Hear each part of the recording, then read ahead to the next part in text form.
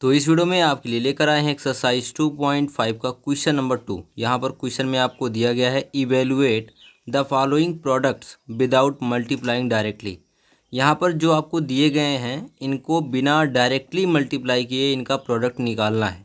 ठीक है, directly multiply का क्या मतलब हो गया, जैसे आपको 103 और 107 का मल्टीप्लाई करने के लिए कहा जाता था पहले, तो आप क्या करते थे 103 और 107 को आपस में मल्टीप्लाई कर देते थे। लेकिन यहाँ पर आपको डायरेक्टली नहीं करना है, यहाँ पर आपको प्रॉपर्टीज़ का यूज करके करना है। तो उसके लिए आपको यहाँ पर बेसिकली कुछ प्रॉपर्टीज़ या कुछ आइडेंटिटीज़ पता होनी चाहिए। जैसे एक आइडेंटिटी हमारे पास होती है X plus A multiplied by X plus B, और इसको हम लिखते हैं X square plus A plus B multiplied by X plus A B. ठीक है, और हमारी दूसरी जो प्रॉपर्टी होती है, आइडेंटिटी होती है, वो होती है a plus B multiplied by a minus b, और इसको हम लिखते हैं a square minus b square. अब इन दो आइडेंटिटी का यूज करके आपको इस क्वेश्चन को सॉल्व करना है। मतलब दिए गए नंबर्स को या तो इस फॉर्म में कन्वर्ट करना है या तो इस फॉर्म में कन्वर्ट करना है। ठीक है, यहाँ पर जो पहला नंबर दिख रहा है वो दिया गया है 103 इंटू 107। तो आपको इसको x प्लस ए या x प्लस बी के फॉर्म में कन्वर्ट करना होगा। तो क्या आप कर पाओगे, देखते हैं। तो यहाँ पर जो फर्स्ट पार्ट है वो है 103 मल्टीप्लाइड बाई 107। तो आप देखिएगा 103 को हम लिख सकते हैं दो नंबर्स के सम में, मतलब इसको लिखेंगे 100 प्लस 3, और 107 को हम लिख सकते हैं 100 प्लस 7। तो इनको दो नंबर्स के प्लस में लिख दिया। तो यहाँ पर आप देखेंगे दोनों ब्रैकेट में फर्स्ट टर्म दोनों का सेम है और सेकंड टर्म दोनों का अलग अलग है। तो यहाँ पर ये वाला फॉर्मेट तैयार हो रहा है। ठीक है, जैसे इसमें पहला टर्म दोनों का एक्स था, यहाँ पे एक्स स्क्वायर कर दिया गया, वैसे ही यहाँ पर दोनों का फर्स्ट टर्म 100 है, तो हम यहाँ पर 100 का स्क्वायर कर देंगे। ठीक है, और आगे प्लस लगा दिया। फिर आप देखेंगे यहाँ पर ब्रैकेट के अंदर ए प्लस बी है, मतलब दोनों ब्रैकेट के जो सेकंड टर्म्स थे उनका सम किया गया है और उसका मल्टीप्लाई पहले टर्म से मतलब एक्स से किया गया है। ठीक है, तो यहाँ पर दोनों के सेकंड टर्म आपको दिए गए हैं 3 और 7। तो आप ब्रैकेट में इनको प्लस करेंगे और मल्टीप्लाई कर देंगे इसका 100 से, फिर प्लस लगा देंगे। आगे आपको करना है ए और बी का मल्टीप्लाई।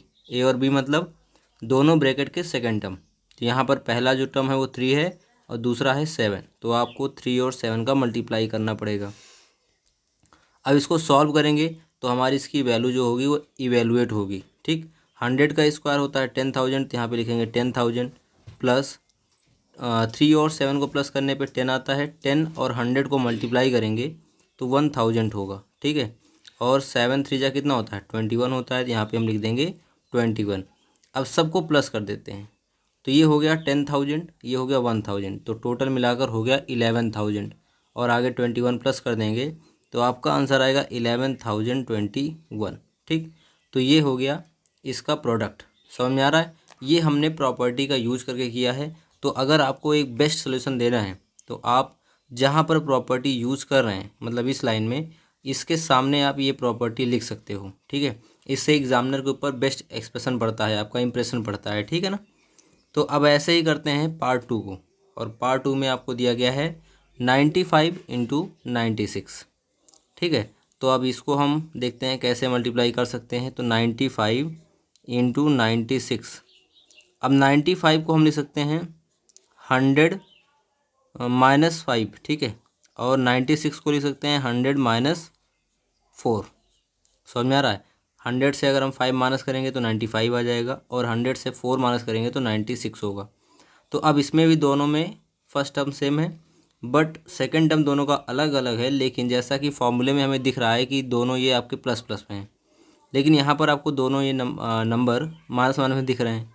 तो माइनस एक कब हुए होंगे, जब ये टर्म्स आपके नेगेटिव रहे होंगे। मतलब आप इसको अगर समझना चाहते हो तो इसको ऐसे भी लिख सकते हो, आप इसको लिख सकते हो 100 प्लस और ब्रैकेट में लिख सकते हो माइनस का 5, ऐसा लिखा जा सकता है। ठीक है, और दूसरे को लिख सकते हो 100 प्लस ब्रैकेट के अंदर माइनस का 4।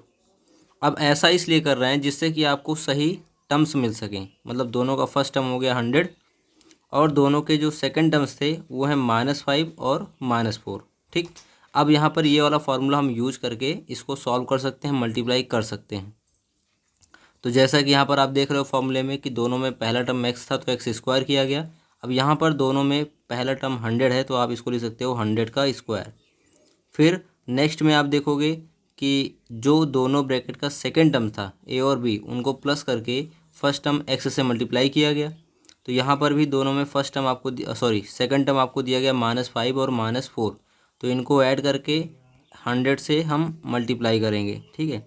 तो -4 और इसमें प्लस करेंगे -5 में प्लस करेंगे -4 और इसमें मल्टीप्लाई हो जाएगा 100 का।